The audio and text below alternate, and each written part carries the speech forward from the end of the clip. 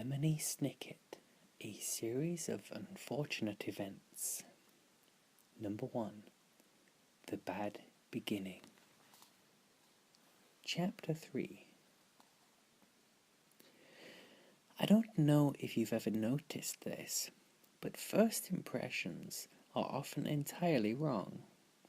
You can look at a painting for the first time, for example, and not like it at all. But after looking at it a little longer, you may find it very pleasing. The first time you try gorgonzola cheese, you may find it too strong. But when you are older, you may want to eat nothing but gorgonzola cheese. Klaus, when Sunny was born, did not like her at all, but by the time she was 6 weeks old, the two of them were thick as thieves.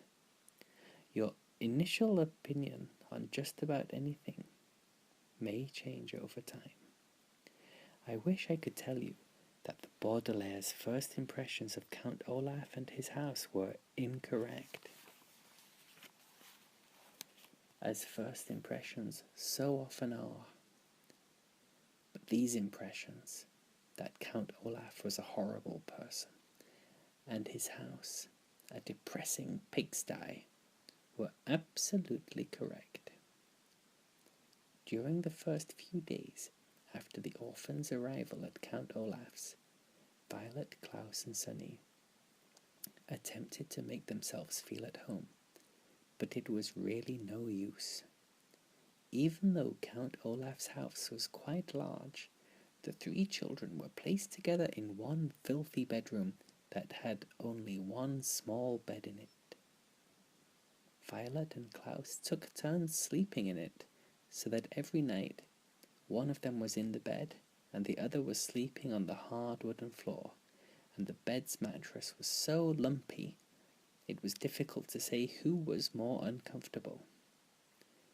To make a bed for Sunny, Violet removed the dusty curtains from the curtain rod that hung over the bedroom's one window and bunched them together to form a sort of cushion, just big enough for her sister. However, without curtains over the cracked glass, the sun streamed through the window every morning, so the children woke up early and saw each day. Instead of a closet, there was a large cardboard box that had once held a refrigerator and would now hold the three children's clothes, all piled in a heap.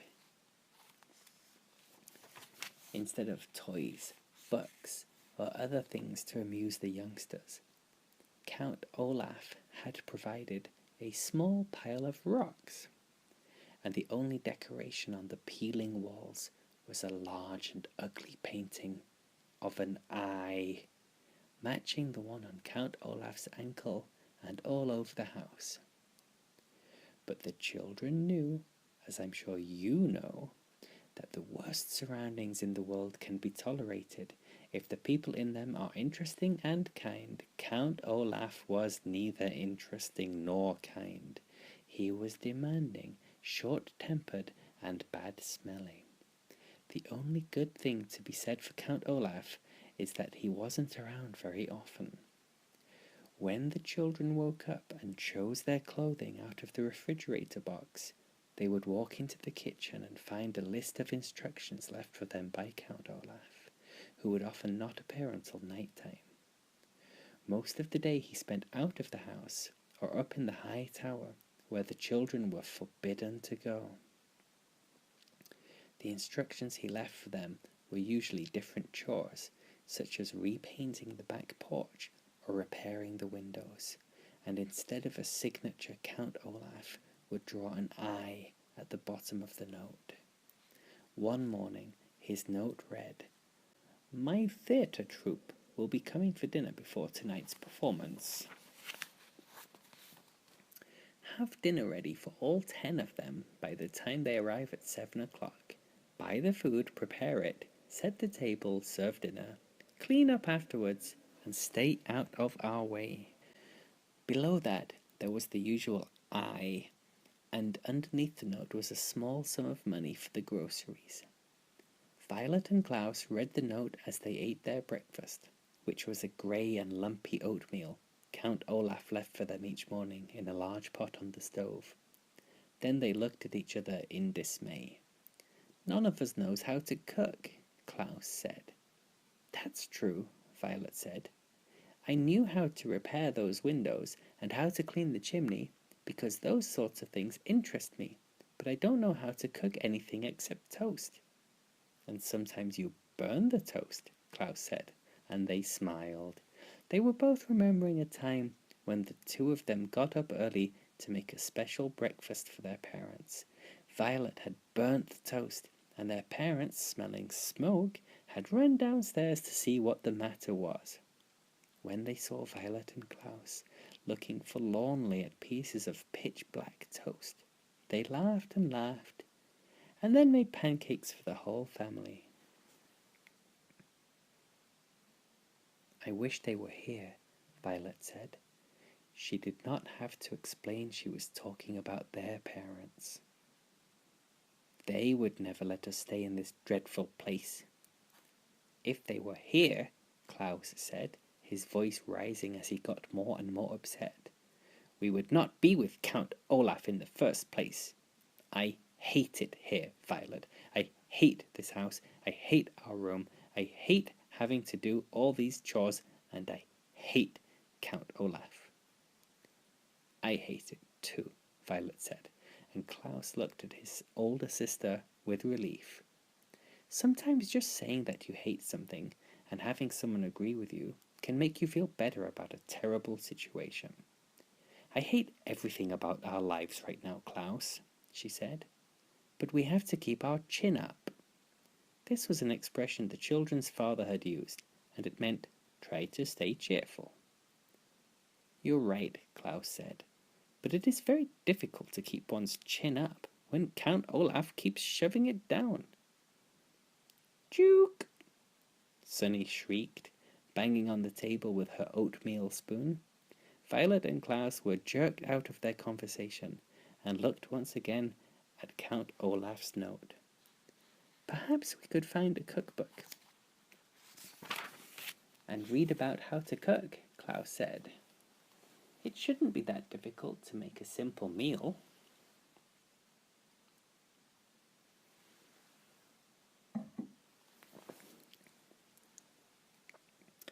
Violet and Klaus spent several minutes opening and shutting Count Olaf's kitchen cupboards, but there weren't any cookbooks to be found.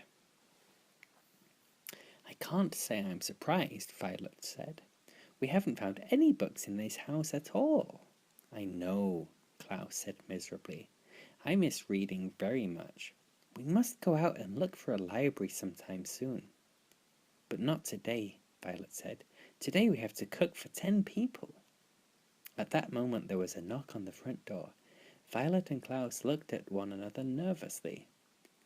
Who in the world would want to visit Count Olaf?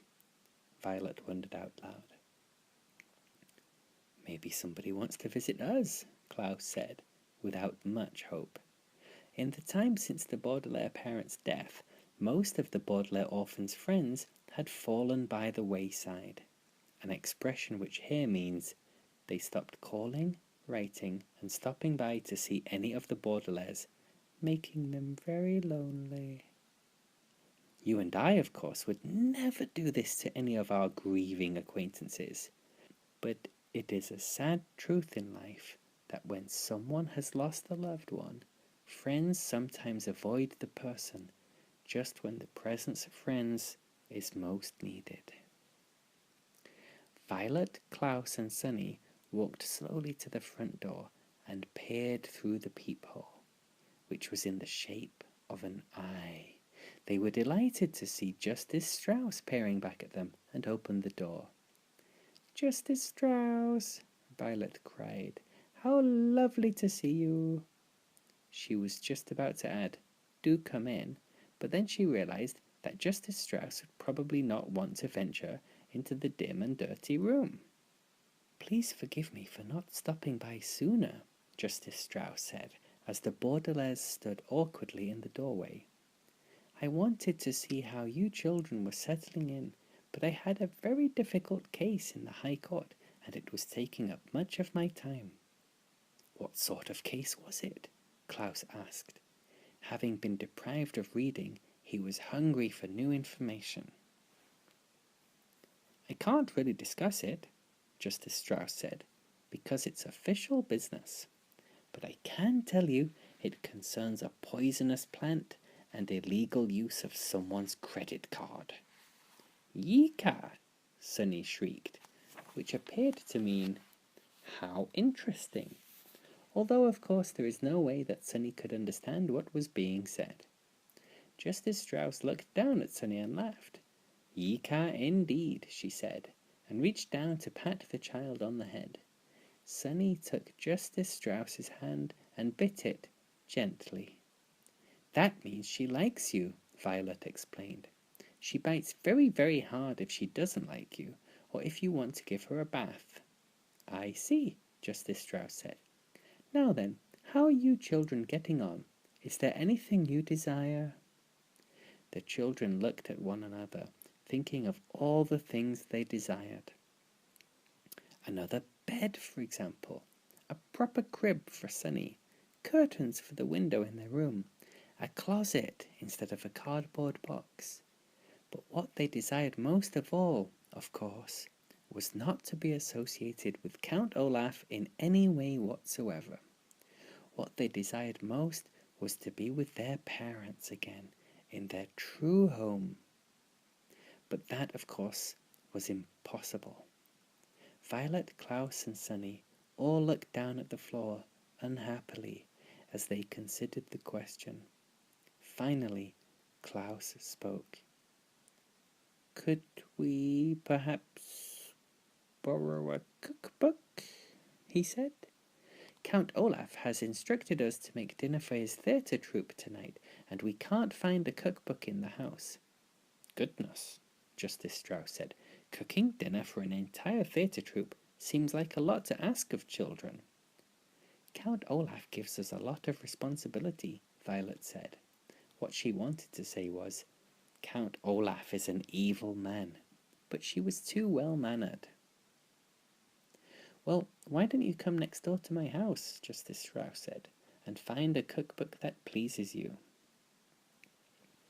The youngsters agreed and followed Justice Strauss out the door and over to her well-kept house. She led them through an elegant hallway, smelling of flowers, into an enormous room. And when they saw what was inside, they nearly fainted from delight, Klaus especially. The room was a library, not a public library, but a private library, that is, a large collection of books belonging to Justice Strauss. There were shelves and shelves of them, on every wall from the floor to the ceiling, and separate shelves and shelves of them in the middle of the room. The only place there weren't books was in one corner, where there were some large, comfortable-looking chairs and a wooden table with lamps hanging over them, perfect for reading. Although it was not as big as their parents' library, it was as cozy, and the Baudelaire children were thrilled.